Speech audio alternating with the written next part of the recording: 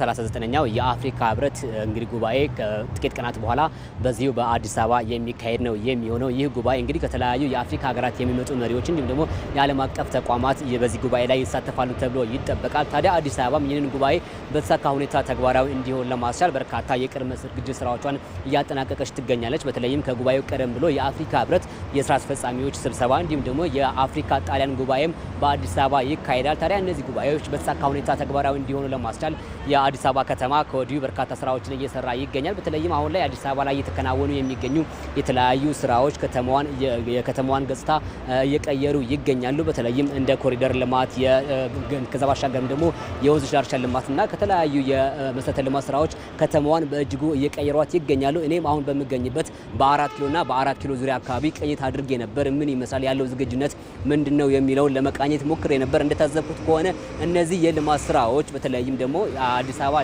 የአፍሪካ መሪነቷን ሊያረጋግጡ የሚችሉ ስለመሆናቸው እንዲሁም ደግሞ ለህብረቱ ጉባኤ በቂ የሆኑ አጠቃላይ ደግሞ በዝግጅቱ በቂ የሆነ ስራዎች እየተሰሩ መሆናቸውን የታዘብኩት እነዚህ ስራዎች በተለይም አጠቃላይ አዲስ አበባ የአፍሪካ መሪነቷን የአፍሪካ ከተማነቷን ሊያረጋግጡ የሚችሉ መሆናቸውን ከዛ ባሻገር ደግሞ መሪዎች ሲመጡ የተለያዩ አገልግሎቶች በቀላሉ ሊያገኙ እንደሚችሉ የታዘብኩበት ነበር። በተለይም የሚሰሩ መንገዶች ሰፋ ያሉ ናቸው። የእግረኛ ለብቻ ነው፣ የሳይክል እንዲሁም የአሽከርካሪዎች መሆኑ ለየብቻ መሆኑ በተለይም ጉባኤው በተሳካ ሁኔታ እንዲሄድ ለማስቀጠል ከፍተኛ ሚና እንደሚኖረው ይጠበቃል ማለት ነው። በተለይም ደግሞ በዚህ ጉባኤ ላይ በርካታ መልእክቶች የሚተላለፉበት ነው የሚሆነው። እንደሚታወቀው አዲስ አበባ በርካታ የኮሪደር ልማቶችን ተግባራዊ እያደረገች ትገኛለች። እነዚህ የኮሪደር ልማት ስራዎች በጉባኤው አጠቃላይ ኢትዮጵያ ያላትን ተሞክሮም የምታካፍልበት ይሆናል ተብሎ ነው የሚጠበቀው ማለት ነው። እንግዲህ አጠቃላይ ባደረኩት ቅኝት ከሆነ አጠቃላይ አዲስ አበባ መሪዎቿን ለመቀበል ከወዲሁ ቅድመ ዝግጅቷን በሚገባ እያጠናቀቀች እንደምትገኝ መታዘብ ችያለሁ። መቅደላዊት መልካም አመሰግናለሁ አባዲ። መልካም ምሽት።